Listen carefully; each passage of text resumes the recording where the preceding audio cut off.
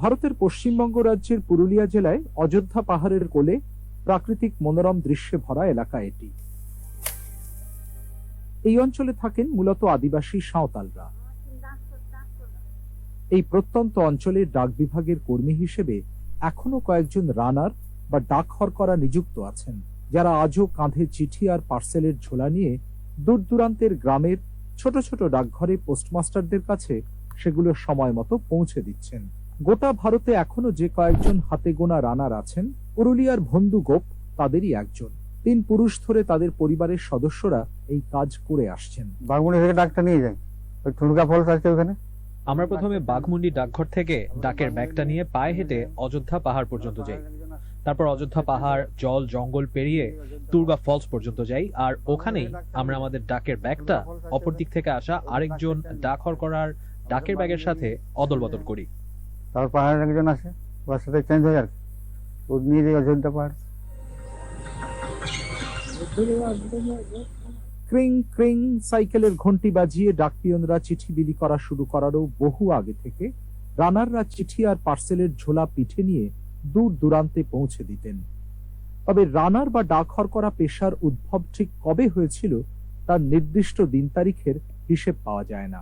তবে এটুকু জানা যায় যে ভারতে ব্রিটিশ আমল ছাড়াও মুঘল শাসন আমলেও এই পেশার প্রচলন ছিল। ভারতে এখনো যে রানাররা আছেন তারা তাদের সাবেকি দায়িত্বই পালন করে যাচ্ছেন।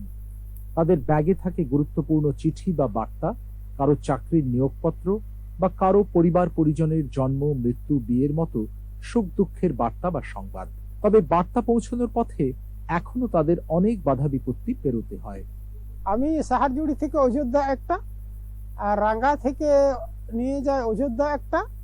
আমি সাহাজুরি থেকে অযোধ্যা, আবার রাঙ্গা থেকে অযোধ্যায় ডাকের ব্যাগটা নিয়ে যাই। আর একজন ডাকের ব্যাগটা নিয়ে অযোধ্যা থেকে নিয়ে আসে বর্তল, এবং বাঘমুন্ডি থেকে ভন্দু তা নিয়ে যায় বর্তল পর্যন্ত।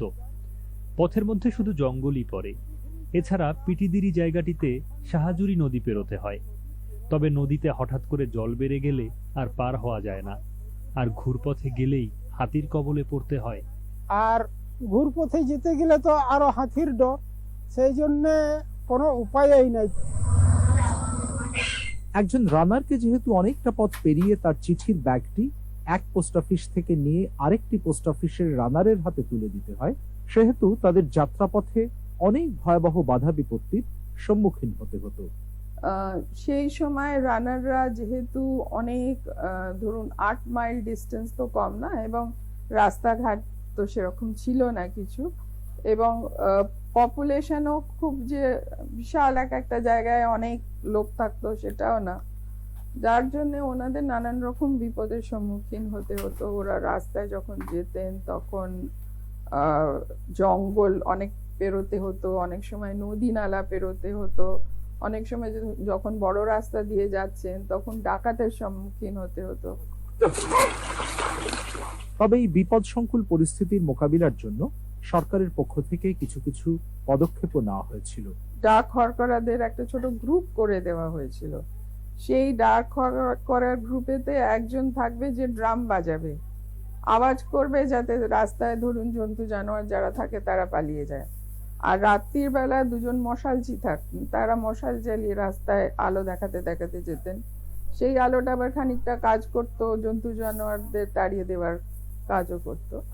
আর কিছু কিছু জায়গায় যেখানে ধরুন অনেক লোকেরা জানতো যে না এখানে ডাকাত বেশি আছে, এখানে অ্যাটাক হতে পারে, সেখানে ওনারা তীরন্দাজেরও ব্যবস্থা করেছিল। পুরুলিয়াতেই দেখা মিলল রানার দীপক সিং সর্দারের, যার পূর্বপুরুষ মানে তার বাবা অনাথ সিং সর্দার আর ঠাকুরদা ধনু সিং সর্দার, তারাও ছিলেন পেশায় ডাক হরকরা। আর তাদের বন্ধু ও সহকর্মী ছিলেন খেপু সিং মুরা, যারা পরস্পরকে কাজে সহায়তা করতেন। খেপু সিং মুরা ডাল কেটে কেটে যেত, রাস্তা পরিষ্কার করে করে যেত। রানার খেপু সিং মুরা আগে আগে জঙ্গলে ডালপালা কেটে কেটে যেতেন, আর আমার দাদু তার পেছনে পেছনে ডাক নিয়ে যেতেন। তিনি রক্ষী হিসেবে আমার দাদুর সাথে থাকতেন, আর আমার দাদু নির্ভয়ে ডাক নিয়ে যেতেন। আমার দাদুর এক হাতে থাকতো বল্লম, যার মাথায় বাঁধা থাকতো ঝুনঝুনি, যেটা ঝুমঝুম করে বাজত। তার আরেক হাতে থাকতো লণ্ঠন, একবার তাকে হাতি আক্রমণ করেছিল, তবে তিনি প্রাণে বেঁচে গিয়েছিলেন। এমনকি ভালুকের কবলেও তারা পড়েছিল। হাতিতে অ্যাটাক করেছিল, কোন রকম জীবনের জন্য পার হয়ে আসছে, দুজনেই ছিলেন। তবে বিপদের শঙ্কা আর সেই অনুযায়ী ব্যবস্থা থাকলেও কয়েকশো বছরের পুরনো এই পেশার কর্মীরা দায়িত্ব পালন করতে গিয়ে কতজন প্রাণহানি বা ক্ষয়ক্ষতির শিকার হয়েছেন তার নির্দিষ্ট তথ্য পাওয়া যায় না। বিচ্ছিন্নভাবে কিছু হিসেব পাওয়া যায়, যার অন্যতম 1921 থেকে 1923 সালের কয়েকটি ঘটনার নথি। কিন্তু বার্তাবাহকদের নাম ডাকঘর করা বা রানার কেমন করে হয়েছিল? কেমন ছিল তাদের কাজের ব্যবস্থা? রানার মিন্স উনি পায়ে হেঁটে প্রায় রানিং করতে করতে যেতেন বলে ওই নামটা দিয়ে দেওয়া হয়েছিল রানার।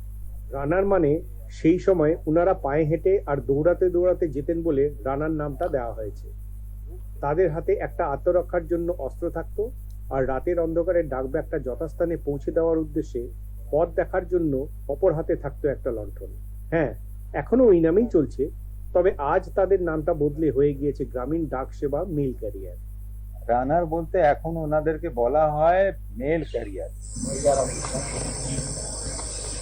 তবে এখন আর অনেক জায়গায় রানারদের আগের মতো পায়ে হেঁটে বা দৌড়ে অনেকটা রাস্তা পেরোতে হয় না। এখন পোস্টম্যানদের মতো তারাও সাইকেল বা মোটর সাইকেলে করে বার্তা পৌঁছে দিচ্ছেন।